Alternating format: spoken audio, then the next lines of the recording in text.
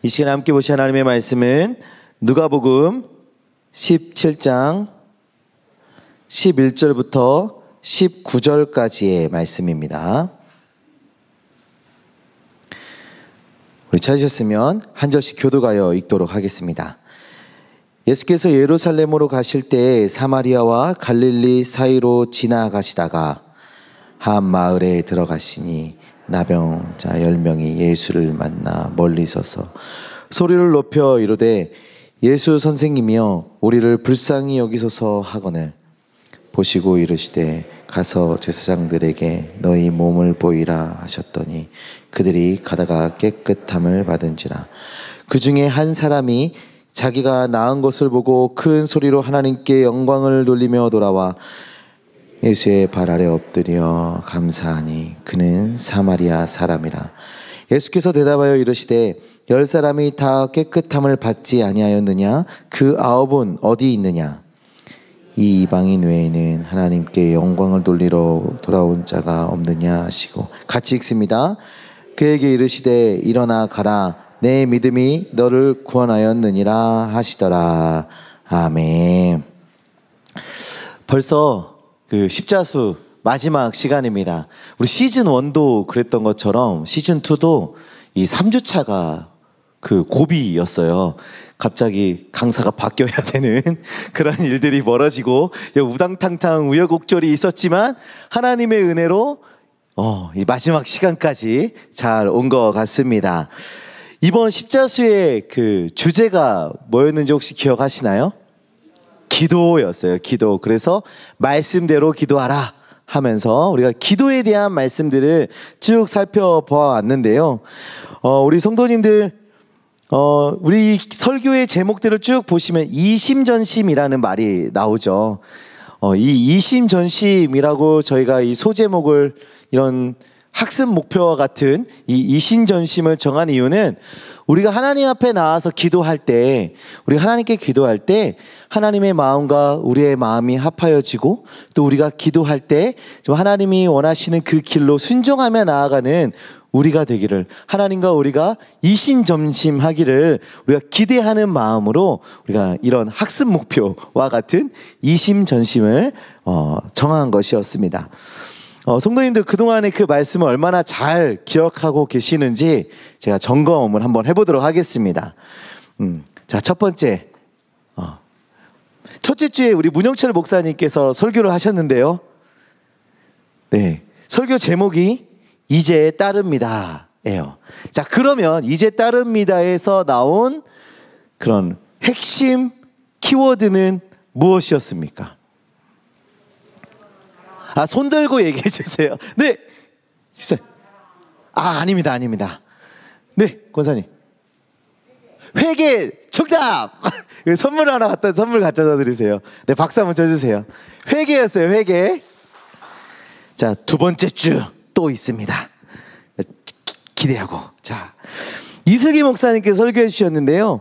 쉼없이 계속 기도라는 제목으로 말씀해 주셨어요. 자, 핵심 주제가 뭐였나요? 자, 손 들고. 네, 권사님. 네? 기도인데. 자, 네. 네, 기도를 쉬는 것은 죄다. 정답. 박수 한번 쳐주세요. 네, 쉬지 말고 기도하라 였어요. 그리고 제 3주차 또 이슬기 목사님이었는데요. 이거는 바로 직전주이기 때문에 선물을 드리지 않도록 하겠습니다. 전적으로 하나님이에요. 전적으로 하나님. 그래서 하나님을 의지하며 하나님에게만 기도하라 였어요. 드디어 오늘은 마지막 시간으로 심상치 않은 만남인데요. 우리 삶에 만남은 정말 중요해요. 그래서 어렸을 때부터 저는 들어왔는데 친구 잘 만나야 된다, 좋은 선생님을 만나야 된다, 또 사회에 나가면 뭐라고 하나요? 또 좋은 상사를 만나야 돼, 좋은 배우자를 만나야 해 하면서 그 만남에 대해서 수없이 강조를 하죠. 그리고 성도님들의 기도 제목들을 이렇게 저희가 이렇게 보게 되면 우리 자녀가 학교에 가는데 새 학년이 되는데 좋은 선생님 만나게 해주세요. 좋은 친구들 만나게 해주세요. 우리 자녀가 직장에 이제 취업을 했는데 좋은 직장 동료들을 만나게 해주세요. 막 이런 기도 제목들을 심심치 않게 봅니다. 이 누구를 만나고 그 만남 안에서 어떠한 일들을 해가는지에 대해서 그 삶에 많은 영향을 받기 때문에 우리가 그런 기도를 하고 이런 만남에 대해서 강조를 하는 것이죠. 우리가 여러 만남들이 있어요. 이 여러 만남 중에서 우리에게 가장 중요한 만남, 이 심상치 않은 일들이 일어나는 만남, 그리고 이 자리에 있는 우리 모두가 경험할 수 있는, 우리가 누릴 수 있는 그 기쁨의 만남에 대해서 오늘 이 시간에 우리가 나눠보도록 할 텐데요. 바로 주님과의 만남입니다. 오늘 우리는 이 심상치 않은 주님과의 만남이 어떻게 시작되고 또 어떻게 이어지며 또 어떠한 열매를 맺는지에 대해서 살펴보도록 할 텐데요. 믿음의 기도로 이루어지는 그 만남을 깨닫고 또 그 만남이 우리의 삶 가운데 열매 맺기를, 또 기도하며 나아가는 주님의 자녀 되시기를 간절히 소망합니다. 자, 그럼 우리가 이제 말씀 속으로 한번 들어가 보도록 하겠는데요. 자, 예수님께서 지금 어디를 지나고 계신다라고 말씀하고 계시죠? 사마리아와 갈릴리 사이로 지나가고 계신다라고 성경에서 말해주고 있어요. 유대인들이 사는 동네와 이 사마리아인들이 사는 동네의 그 중간을 지나가고 계시는 거죠. 오늘 본문은 이 중간지대를 확인할 수 있도록 우리에게 명시해주고 있습니다. 예수님께서 그 중간지대를 지나가고 계신다. 요즘 우리 사회에서는 요즘에 좀 덜해진 것 같은데, 이 예전에는 그 서울 중심부, 그 다음에 경기권의 그 도시, 그 사이의 중간지대가 우리 사회에도 있었어요. 서울로 들어가고 싶어서 내가 지방에서 올라와서 서울에 입성은 못하니까 서울 주변에서 이렇게 살다가 기회가 되면 서울로 들어가려 하는 그런 중간지대에 사는 그런 사람들이 많이 이렇게 있었죠.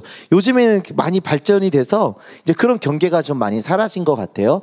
근데 그런 경계를 지나가고 있다. 그 경계 지역을 우리 예수님께서 지나가고 계신다라고 말하고 있는 거예요.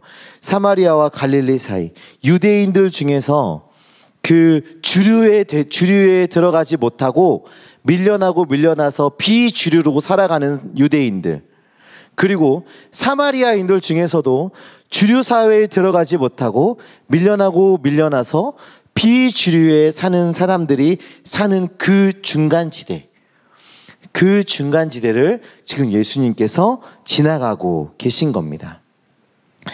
예수님께서 지금 이 지역을 지나가고 계신다는 것은 이 비주류의 사람들을 만날 가능성이 굉장히 높아졌고 그들을 만날 환경이 잘 조성되어 있음을 이야기해주고 있는 거죠. 그러면서 앞으로 만날 사람은 이 비주류에 속한 사람들이다라는 것을 우리에게 전달해주고 있습니다. 그 비주류의 사람을 만나려 하는 것이 우리 주님의 의도였는지 아닌지는 우리가 이 성경을 통해서 알 수는 없지만, 항상 우리 주님께서는 주님의 어떤 의도와 뜻과 계획에 따라 움직이셨기 때문에 분명한 하나님의 계획이 있다는 것을 우리가 믿음으로 볼 수가 있는 거죠. 자, 예수님께서 이제 한 마을로 들어가시는데요.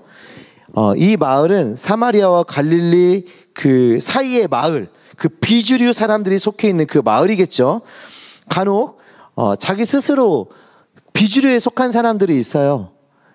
그런 사람들이 나오는 TV 프로그램도 있는데 혹시 아세요? 나는 자연인이다. 네, 이런 사람들이 있잖아요. 때로는 사업도 했고 직장에서 이렇게 직장 생활도 하면서 나름대로 인싸의 삶을 살아가다가 어떤 이유인지 모르겠지만 각자 개개인이 겪은 어떤 삶의 여러 가지 문제들과 여러 가지 이유들로 그 비주류의 삶을 스스로 선택한 사람들이 있는데, 여기에 있는 이 비주류의 사람들은 그렇게 된 사람들이 아니에요. 스스로 결정한 것이 아니라 밀려나고 천대받고 무시받아서 사회에서 주류에서 밀려난 사람들인 거예요. 오늘 본문에서 그런 사람들 중에서도 밀려나고 또 밀려난 비주류 중에 비주류, 사람들이 예수님 앞으로 나아옵니다. 자, 우리 12절의 말씀을 함께 보도록 하겠습니다. 12절입니다. 한 마을에 들어가시니 나병 환자 10명이 예수를 만나 멀리 서서, 나병 환자 10명이 예수님께 나와왔습니다. 일단 그들은 예수님과 멀리 떨어져 있는 위치에 위치하고 있어요. 멀리 떨어져 있어요. 당시 나병 환자들은 보통 사람들을 만나면 나는 부정하다, 나는 부정하다 하고 소리를 쳤어야 돼요. 사람들 이렇게 나병 환자 지나가다 사람을 딱 만나면 나는 부정하다, 나는 부정하다 소리를 쳐요. 그러면 그 사람들이 그 소리를 듣고 저기 부정한 사람이 있구나 하고 그 사람을 피해서 가게 만드는 거죠. 그리고 그들은 마을에 들어올 수도 없었어요. 완전한 격리를 하고 있는 거죠.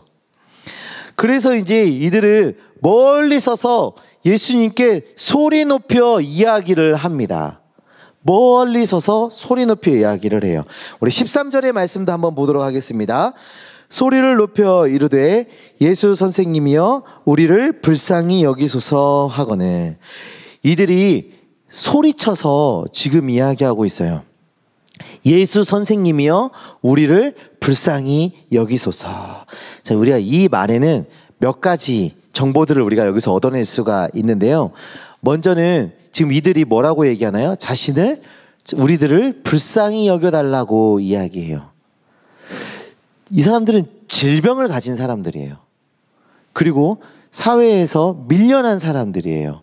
어디 공동체에도 속하지 못하는 그런 밀려난 사람들이에요. 그러면 당연히 불쌍히 여김을 받아야 되고 긍휼히 여김을 받아야 되는 그런 사람들이잖아요. 그런데 이들이 뭐라고 그래요? 우리를 불쌍히 여겨주세요. 몸은 점점 상해져 가요. 그리고 점점 외로움, 사회에서 밀려나요. 그런 아픔과 고통과 외로움 속에 살아가고 있어요. 근데 이들을 돌봐주는 사람 없고 불쌍히 여겨주는 사람이 없는 그런 처지에 이들이 놓여 있는 거죠.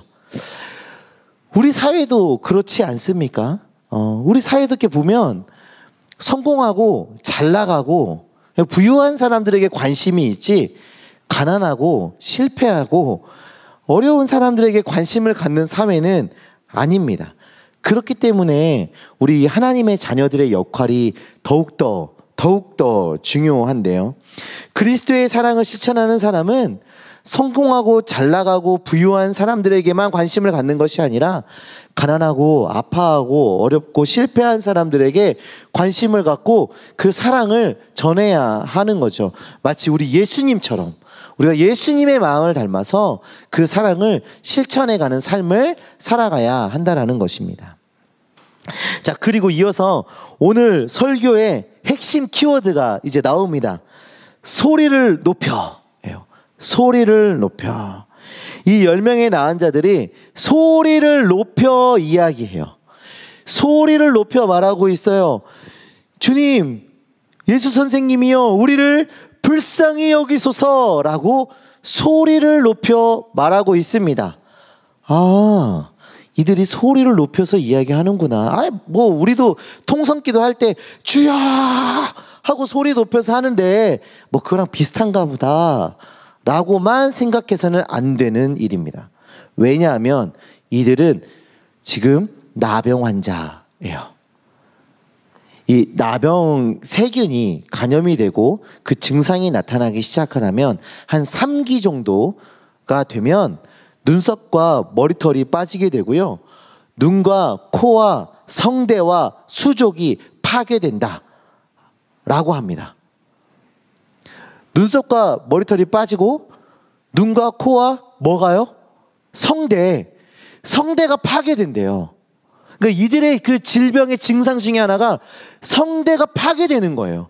근데 이들이 소리쳐 얘기합니다. 지금 제 목 상태가 굉장히 안 좋아요. 세일의 비전기도의 이후로 지금까지 목 상태가 안 좋아요. 제가 소리쳐 기도를 하니까 목 상태가 굉장히 안 좋습니다. 그런데 성대가 질병으로 인해서 성대가 파괴된 사람이 소리쳐서 이야기한다?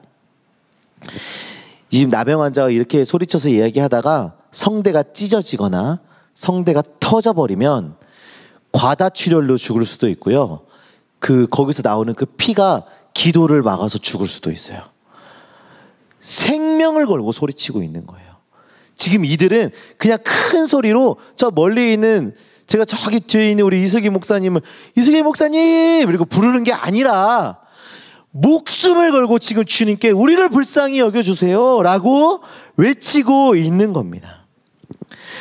제가 초등학생 때였는데요, 중고등부 수련회를 따라갔어요. 중고등부 수련회. 항상 중고등부 수련회를 제가 어렸을 때부터 따라갔으니까 전형적인 레파토리를 알거든요. 수련회가 끝나면 꼭 물놀이를 가더라고요. 그래서 더 열심히 따라다녔어요. 그 물놀이를 가려고. 근데 이제 물놀이를 하고 있었는데 형제들은 깊은 물가에서 수영을 하고 다이빙도 하고 그러고 놀고 있었고, 우리 자매들은 얕은 물가에서 다슬기 줍고 막 이러고 놀고 있었거든요. 그런데 어떤 자매 한 명이 깊은 물가로 가는 거예요. 그러더니 막 웃으면서 수영도 했다가 잠수도 했다가 또 올라와서 수영도 막 했다가 잠수했다가 뭐 웃으면서 그러고 있었어요. 그래서 제가 생각했죠. 와, 저 누나가 저렇게 수영을 잘했나? 저 되게 운동신경 없어 보였거든요. 근데 수영을 엄청 잘하는 거예요. 그래서 야, 저렇게 수영을 한참을 저기서 수영을 하고 혼자서 노네 하고 생각을 했습니다. 그런데 시간이 조금 지나자 웃고 있던 얼굴이 새파랗게 질리기 시작하는 거예요. 그러니까 한 형제가 뛰어들어서 그 자매를 건져냈습니다. 그리고 그 자리에 있던 모든 사람이 한결같이 그 물에 빠진 자매에게 얘기했어요. 야, 물에 빠졌는데 웃고 있으면 어떡해? 라고 얘기했어요. 물에 빠져서 허덕이고 있는데요, 웃고 있었어요. 누가 봐도 웃고 있었어요. 그래서 야, 물에 빠진 사람이 웃고 있으면 어떡해? 하고 다들 소리쳤어요. 성도님들, 물에 빠지면 어떻게 해야 됩니까? 우리가 물에 빠지면 그 자매처럼 웃으면서 하하하하 이렇게 해야 되나요? 아니에요. 물에 빠지면 어떻게 해야 돼요? 내가 할 수 있는 모든 것을 다해서 내가 물에 빠졌다라는 신호를 보내야 되는 거예요. 손을 흔들고 소리를 지르고 내가 할 수 있는 모든 걸 해서 나를 살려달라고 외쳐야 되는 거죠. 그저 그런 행동과 그저 그런 목소리와 그냥 평안한 표정으로는 그걸 신호를 보낼 수가 없는 거예요. 지금 이 나병 환자가 지금 그러고 있는 겁니다. 자신들을 그 누구도 돌봐주질 않습니다. 그 누구도 자기를 돌봐주지 않아요. 점점 병은 악화돼 가요. 이 나병은 세균이 감염된 거거든요. 근데 어떠한 깨끗한 환경에서 치료를 받을 수 없었기 때문에 점점점 그 질병은 악화되어 갑니다. 이대로 외롭게 죽음을 기다릴 수밖에 없어요. 그때 우리 예수님을 만납니다. 이들이 예수님을 어떻게 부르고 있나요? 예수 선생님이요 라고 부르고 있어요. 선생님. 여기에 나오는 이 선생님이라는 말은 자신의 문제를 다루거나 자신의 문제를 통제할 수 있는 어떤 존재, 어떤 인물에 대해서 높여 부르는 그 말이 여기에 나오는 이 선생님이라는 말이에요.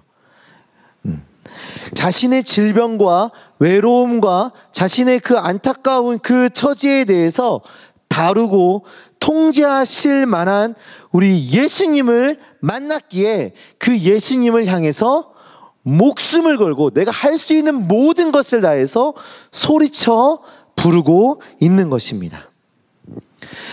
그 모습 한번 상상해 보세요. 한번 그 모습을 상상해 보세요. 정말 너무 처절한 상황이지 않습니까? 예수님께서는 마을을 향해 들어가고 계세요. 그런데 예수님께 가까이 가지 못해요. 그 마을에 따라 들어가지를 못해요. 심지어 예수님을 따르는 여러 무리들이 있었기 때문에 더 가까이 가지를 못해요. 그러니까 상당히 거리가 있는 상태에서 잘 나오지도 상한 그 성대로 잘 나오지도 않는 그 목소리로 우리를 불쌍히 여겨달라고 지금 외치고 있는 겁니다. 너무 처절해 보이죠. 성도님들, 예수님과의 심상치 않은 그 만남의 시작은 바로 이 사력을 다한 소리침에서 시작이 되고 있었던 것입니다. 마을로 들어가는 예수님을 향해 처절히 부르짖고 있는 그 부르짖음이, 처절한 부르짖음이 예수님과의 심상치 않은 만남을, 그 만남의 시작을 알리고 있는 것입니다. 심상치 않은 만남의 키워드는 바로 소리 높여 부르짖는 것이죠. 우리도 부르짖어 기도합니다. 우리도 소리를 높여 기도합니다. 어떤 마음으로 부르짖어 기도하십니까? 어떤 마음으로 기도하고 계십니까? 우리가 하나님 앞에 부르짖는다는 것은 내가 어쩔 수 없는 존재라는 것을 인정할 때, 내가 어떻게 할 수 없는 존재라는 것을 인정할 때 부르짖게 되는 것이죠.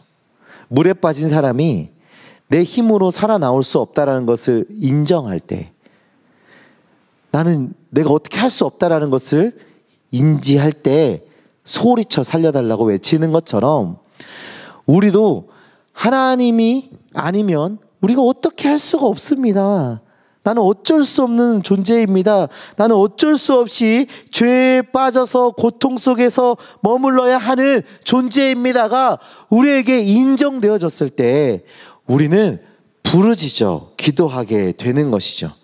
사랑하는 성도님들, 우리 하나님께서 우리의 구원자가 되시며 모든 문제의 해답이 되심을 고백하며 간구하며 나아가시기를 간절히 소망합니다. 우리의 부르짖음이 그저 한이 섞인 어떤 외침으로 끝나는 것이 아니라 하나님을 향한 믿음의 고백으로 나아가시기를 소망합니다. 그렇게 우리가 하나님께 부르짖을 때, 그렇게 우리가 기도할 때 우리 주님께서 우리와 그 심상치 않은 만남을 이어가시는 것입니다. 우리 14절의 말씀을 보시면 예수님께서 나병 환자들의 외침을 듣고 말씀하고 계시는데요, 우리 14절의 말씀도 함께 보도록 하겠습니다. 14절입니다. 보시고 이르시되 가서 제사장들에게 너희 몸을 보이라 하셨더니 그들이 가다가 깨끗함을 받은지라. 예수님께서 그들에게 뭐라고 이제 말씀을 해 주셨나요? 가서 제사장들에게 너희 몸을 보이라.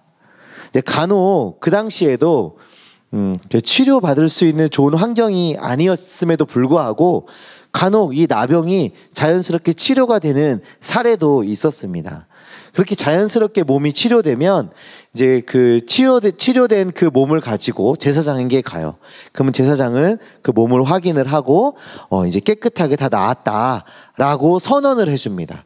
그리고 그 선언을 가지고 이제 가정으로 또 사회로 돌아가게 되는 것이죠. 그러면 지금 이 예수님의 말씀은 무엇입니까? 가서 너희의 질병이 다 나았다라는 것을 제사장에게 보여라고 말씀하고 계시는 거예요. 그냥 이 병든 몸을 보이라는 게 아니라 가서 치료받은 것을 보여줘라 라고 말씀하고 계신 것이죠. 그런데 어떻습니까? 그들의 몸이 나았나요? 지금 예수님께서 그 말씀을 하고 계시는 그 시점은요, 그들에게 아무런 변화도 없었어요. 여전히 몸에 나병이 있었어요. 질병이 여전히 남아 있었어요. 아무런 변화가 없었어요. 아무런 치유함의 근거도 없었어요. 증거도 없었어요. 그런데 가서 제사장에게 그대로 가서 몸을 보여라고 말씀을 하고 계시는 거죠. 만약 그 질병이 있는 나병이 그대로 남아있는 몸을 가지고 제사장에게 갔다고 한번 상상을 해보세요. 어떤 일이 벌어졌겠습니까? 일단 미친 사람 취급을 받겠죠.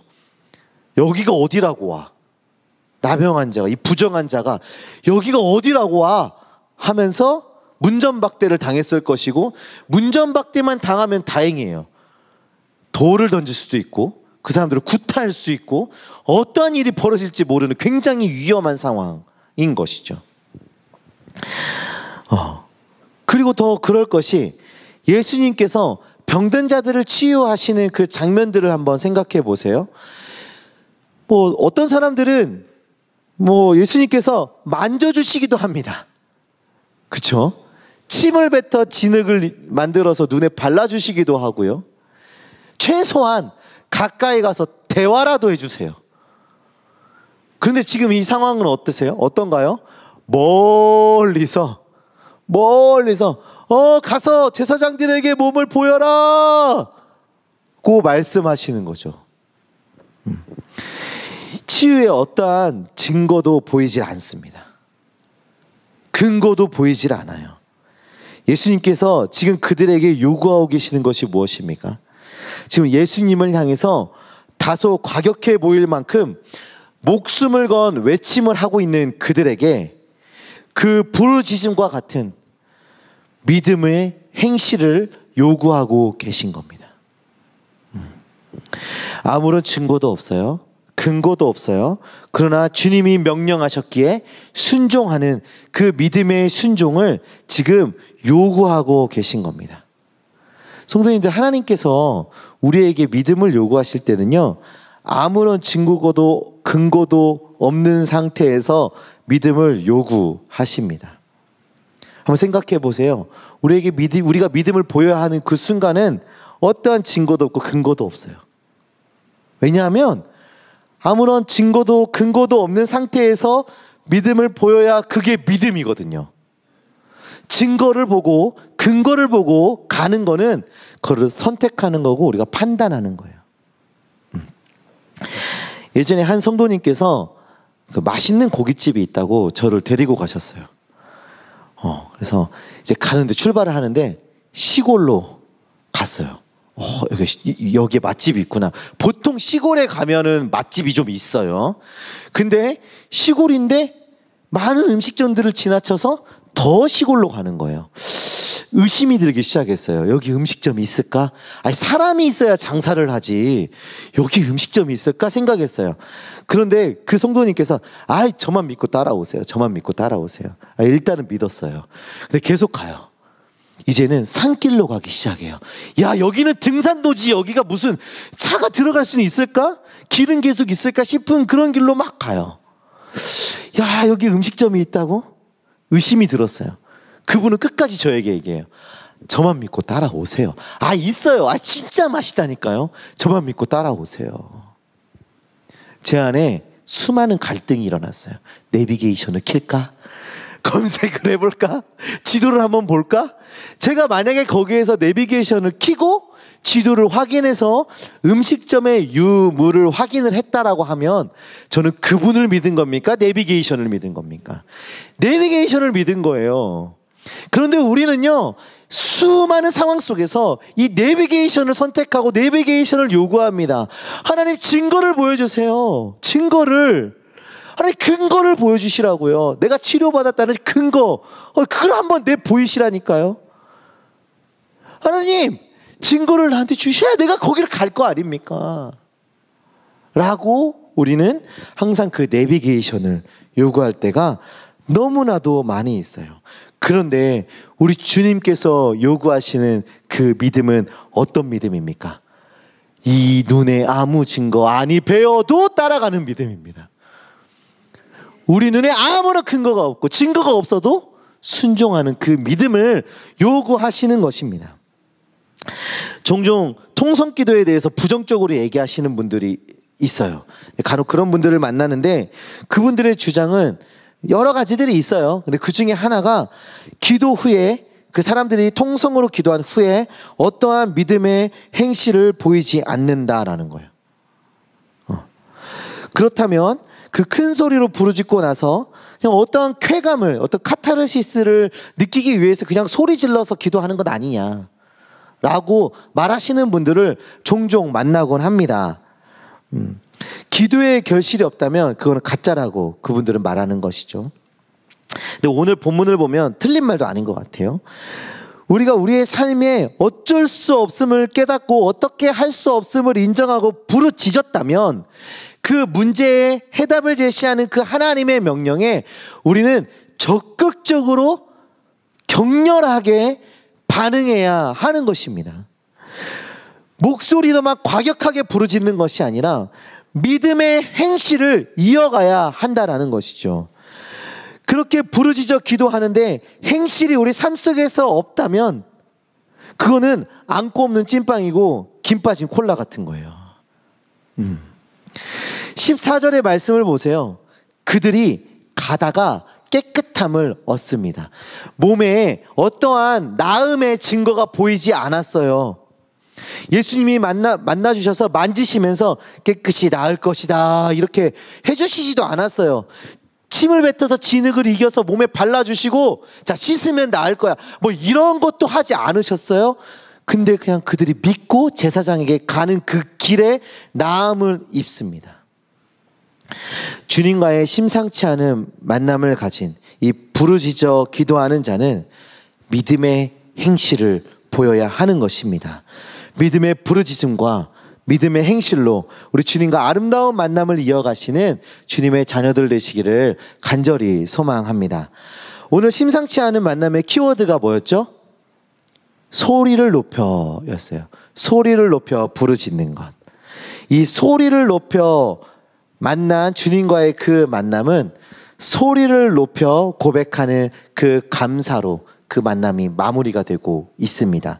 우리 15절, 16절의 말씀을 함께 보도록 하겠습니다. 15절, 16절의 말씀입니다. 그 중에 한 사람이 자기가 낳은 것을 보고 큰 소리로 하나님께 영광을 돌리며 돌아와 예수의 발 아래 엎드려 감사하니 그는 사마리아 사람이라. 아멘. 예수님의 말씀에 순종한 이 10명의 사람들이 제사장에게 가는 길에 모두 치료를 받습니다. 17절의 말씀을 보시면 10명 모두가 치료받은 것을 예수님의 말씀을 통해서 우리가 알 수 있어요. 그런데 9명은 어디 가고 1명만 주님 앞으로 나와서 감사를 하고 있습니다. 그 예수님 앞에 돌아와 큰 소리로 하나님께 영광을 돌리며 그리고 예수님 발 앞에 엎드리고 있는 그 한 사람, 그 사람은 사마리아 사람이다 라고 성경이 또 이야기해 주고 있죠. 성도님들, 이 10명의 나온 자 중에 이 사마리아인 사람과 사마리아인과 나머지 9명의 차이가 무엇인 줄 아시겠습니까? 이 9명은 이제 내가 치료를 받았으니까 내가 이제 치료를 받았기 때문에 이제야 살 수 있겠구나 라고 생각을 했어요. 이제 가정으로 돌아가고 사회로 돌아가서 이제 내가 꿈꾸는 삶을 살아갈 수 있게 되었다라고 생각을 한 거예요. 그런데 이 한 사람 사마리아인은 생각이 좀 달랐어요. 내가 예수님을 만났기 때문에 살 수 있게 되었다. 내가 예수님을 만났기 때문에 치유함을 받고 살 수가 있게 되었다. 비슷한 것 같지만 정말 큰 차이를 보이고 있어요. 내가 이제 치료받았으니까, 내가 치유함을 얻었으니까 난 이제 살 수 있어. 와, 내가 예수님을 만났기 때문에 내가 치유함을 받았다. 는 엄청난 차이가 있는 거죠. 이거는 매우 중요한 문제예요. 우리가 하나님 앞에 가지고 나온 문제가 무엇이 있습니까? 우리의 기도 제목이 무엇이 있습니까? 우리는 종종 착각하며 살아가요. 이 문제만 해결되면 나는 살 수 있어. 이 꽉 막힌 문제만 해결된다면 나는 뭐든지 할 수 있어 라고 생각합니다. 그런데요, 우리는 기억해야 됩니다. 그 문제가 해결되어서 우리가 살 수 있는 것이 아니라 그 문제를 해결하실 수 있는 주님을 만났기 때문에 우리가 살 수 있는 것입니다. 그 주님과의 심상치 않은 만남이 우리 안에 있기에 우리가 살아갈 수 있게 되는 것입니다. 사마리아인 누구보다도 멸시받고 천대받는데 익숙한 사람입니다. 이 사람만 예수님 앞으로 나와서 영광을 돌리고 감사의 고백을 하고 있어요. 어떻게 해요?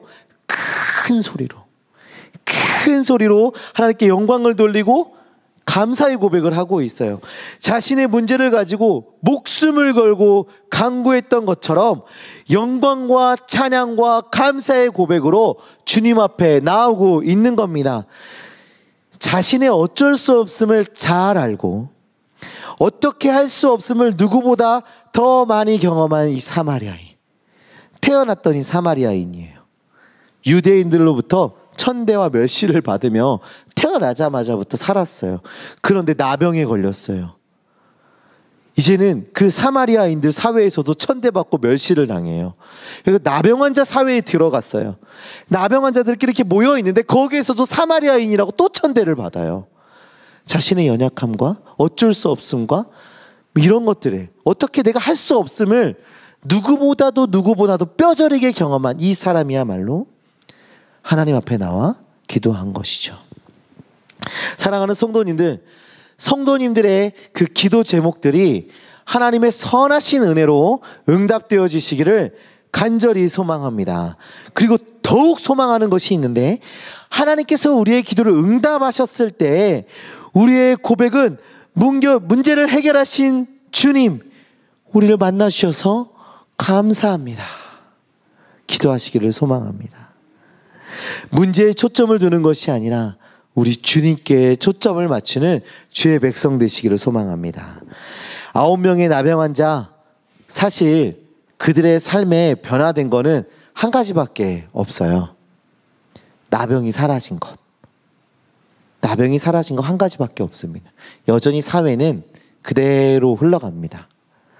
이 나병이 없어도 이들이 멸시받고 천대받고 무시당하고 고통받고 슬퍼할 일들은 이 세상 속에 너무도 많습니다. 나병이 치유받은 것보다 더 중요한 것, 주님을 만난 것이죠. 우리도 우리의 문제가 해결되면 우리의 문제를 해결하신 그 주님이 우리의 삶 가운데 함께 하시고 우리의 기도를 들으신 것에 대해서 감사하는 것입니다. 감사해야 하는 것입니다. 하나님께 영광을 돌리는 일이 가장 중요한 것입니다. 우리의 문제를 가지고 주님께 매달리고 소리 높여 간구했던 것처럼, 아니 그보다 더 큰 소리로 하나님께 영광 돌리며 찬양하는 주의 백성으로 나아가야 하는 것입니다. 주님을 향한 그 간절한 부르짖음과 하나님의 말씀에 대한 믿음의 행실과 응답하시는 그 하나님을 향한 영광과 찬양, 그 감사의 고백을 소리 높여 외치는 주님의 자녀들로 나아가시기를 간절히 소망합니다.